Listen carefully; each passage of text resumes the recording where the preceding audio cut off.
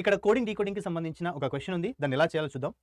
In a certain code language target is coded. ఇక్కడ target అనేటువంటి word ఏ విధంగా represent చేస్తుంది? 2020187151గా ఉంది.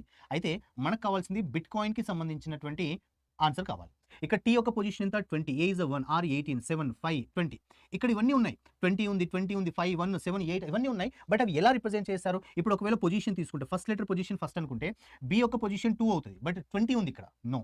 బట్ ఇక్కడ మీరు క్లియర్గా చూడండి 20, 20, 18, 7, 5, 1 ఇక్కడ ఇచ్చినటువంటి నెంబర్స్ అన్నింటిని కూడా డిసెండింగ్ ఆర్డర్లో, డిక్రీజింగ్ ఆర్డర్లో రిప్రజెంట్ చేశాను. అంతే. ఇక్కడ మనకి 2, 9, 20, 3, 15, 9, 14 కదా.